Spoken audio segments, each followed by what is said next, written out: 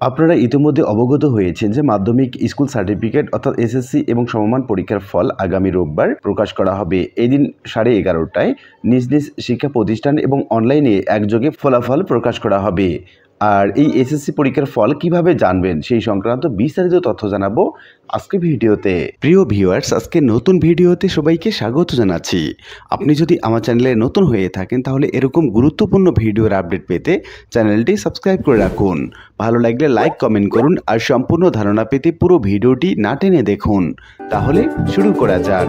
সোমবার মাধ্যমিক এবং উচ্চশিক্ষা বোর্ড ঢাকার পরীক্ষা নিয়ন্ত্রক প্রফেসর মোহাম্মদ আবুল বাশা স্বাক্ষরিত এই চিঠিতে এই তথ্য জানানো হয়েছে। এই তথ্যে বলা হচ্ছে, মাধ্যমিক স্কুল সার্টিফিকেট, এসএসসি এবং সমমান পরীক্ষার ফল আগামী রোববার প্রকাশ করা হবে। এই দিন সকাল 11:30টায় নিজ নিজ শিক্ষা প্রতিষ্ঠান এবং অনলাইনে একযোগে ফলাফল প্রকাশ করা হবে।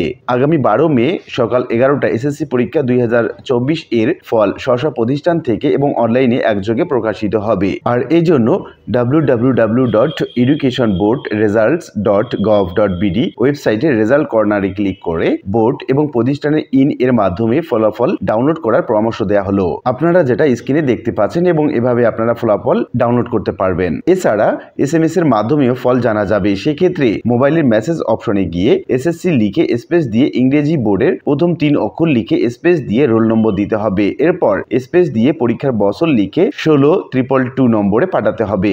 উদাহরণস্বরূপ আপনাদের সুবিধার্থে দেয়া হয়েছে এসএসসি যদি ঢাকা বোর্ড হয়ে থাকে DHA, তারপর রোল, তারপর ইয়ার। ফিরতি মেসেজে ফল জানিয়ে দেওয়া হবে। ঢাকা শিক্ষা বোর্ডের চিঠিতে বলা হয়েছে, শিক্ষার্থীরা ঢাকা শিক্ষা বোর্ডের ওয়েবসাইটে অর্থাৎ educationboardresults.gov.bd প্রবেশ করলে রোল এবং রেজিস্ট্রেশন নম্বর দিলে রেজাল্ট শিট ডাউনলোড করতে পারবেন। তবে এই রেজাল্ট পদ্ধতি সকল শিক্ষা বোর্ডের জন্য প্রযোজ্য হবে। শিক্ষা প্রতিষ্ঠান ভিত্তিক রেজাল্ট শিট পেতে বোর্ডের ওয়েবসাইটে প্রবেশ করতে হবে। এরপর রেজাল্ট কর্নারে ক্লিক করে শিক্ষা প্রতিষ্ঠানের EIN এন্ট্রি করতে হবে। তাহলে ওই শিক্ষা প্রতিষ্ঠানের রেজাল্ট শিট ডাউনলোড করা যাবে। এদিকে আরেকটি সংবাদে বলা হচ্ছে, নির্ধারিত ওয়েবসাইট educationboardresults.gov.bd ভিজিট করে জানা যাবে এই ফলাফল।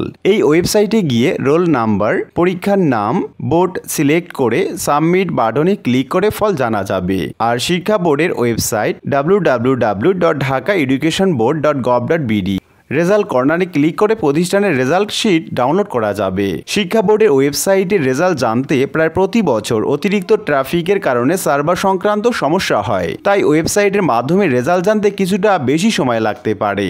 এক্ষেত্রে আপনারা থার্ড পার্টি বিভিন্ন ওয়েবসাইট থেকে এই রেজাল্ট জানতে পারবেন।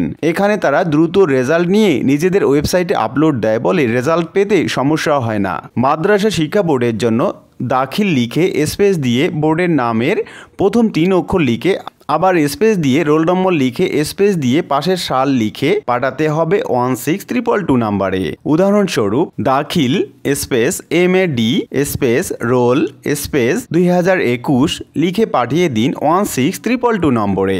এবার জানা যাক ডিসি বা ইওনো অফিস থেকে কিভাবে রেজাল্ট জানতে পারবেন। বোর্ড জানিয়েছে, জেলা প্রশাসক এবং উপজেলা নির্বাহী কর্মকর্তার ইমেইলে কেন্দ্র এবং প্রতিষ্ঠানের রেজাল্ট শিটের সফট কপি পাওয়া যাবে।